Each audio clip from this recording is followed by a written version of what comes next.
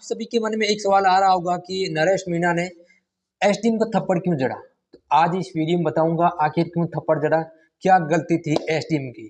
और आप सभी से मेरा एक सवाल भी है, अगर नरेश मीणा की जगह पर एसडीएम होते और नरेश मीणा को थप्पड़ लगा देते तो क्या होता।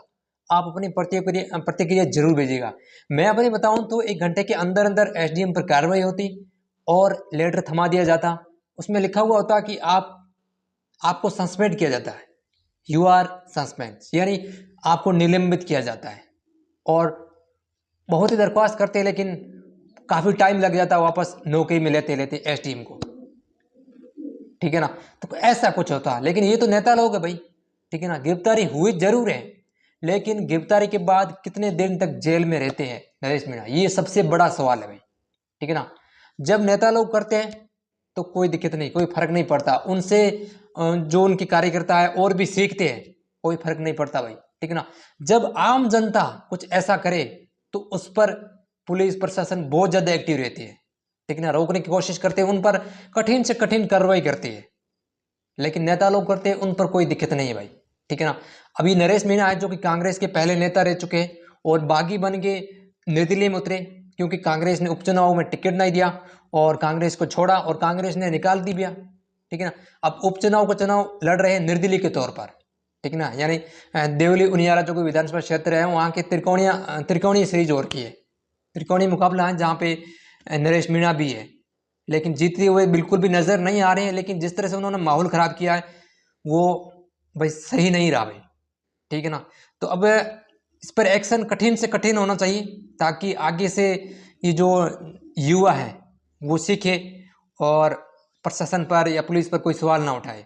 क्योंकि एक गवर्नमेंट कर्मचारी को थप्पड़ लगाना ये बहुत ही गलत चीज़ है, नहीं लगाना चाहिए, नहीं, हमें रिस्पेक्ट करनी चाहिए, वो भी एसडीएम को थप्पड़ लगाना, ठीक है ना। तो ये तो बहुत ही गलत बात है। अब बात करते हैं आखिर एसडीएम का क्या जुर्म था, आखिर क्यों थप्पड़ जड़ा नरेश मीणा जी ने, बागी नेता ने, ठीक है ना। तो नरेश मीणा जी पहले क्या थे कि वो धरने पे बैठे हुए थे, तो समझाइश करने के लिए एसडीएम जाते हैं और वहां पे एक वीडियो वायरल हो रखा है जिसमें साफ तौर पे दिख रहे हैं नरेश मीणा गुस्से में, ठीक है ना। तो गुस्से में उन्होंने एसडीएम को थप्पड़ जड़ दिया। अब इसके पीछे क्या बात है क्या नहीं है, गुस्से में या फिर जो भी बात है उसका तो पूरा पता चल नहीं पा रहा है, लेकिन ये दिख रहा है कि थप्पड़ लग रहा है एसडीएम जी को, जो कि बहुत ही गलत है भाई। इस चीज का विशेषकर कठिन से कठिन एक्शन उठाना चाहिए, एक्शन मतलब पुलिस प्रशासन को। आई थिंक सरकार ने भी बोला है, मुख्यमंत्री जी ने इस बात पर बोला है कार्रवाई होगी, होनी भी चाहिए भाई, क्योंकि गवर्नमेंट कर्मचारी बनते हैं, बड़ी मेहनत लगती है उनको, रात दिन एक करते हैं, फिर पूरी फील्ड को संभालते हैं, ठीक है ना। ये काम आसान नहीं है जितना हमें लगता है, ठीक है ना।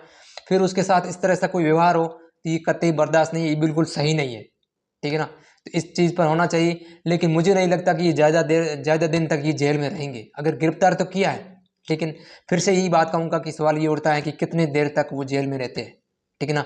अब होगा क्या, नरेश मीणा जी है वो माफ़ी मांग लेंगे, गुस्से में था, ये हो गया वो हो गया, वो भी अपनी मांग लेके बैठा है, ठीक है ना। तो वो भी मतलब अपनी सफाई देने के लिए तो तैयार है, ठीक है।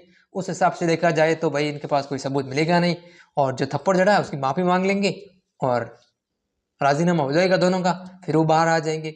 लेकिन भाई इस तरह से आई थिंक सही नहीं है भाई, ठीक है ना। वैसे आपकी क्या राय इस पर मुझे कमेंट करके जरूर बताएं। ये मुद्दा आजकल बहुत ज़्यादा ट्रेंडिंग है राजस्थान में, स्पेशली टोंक जिले की देवली उनियारा का ये मामला है।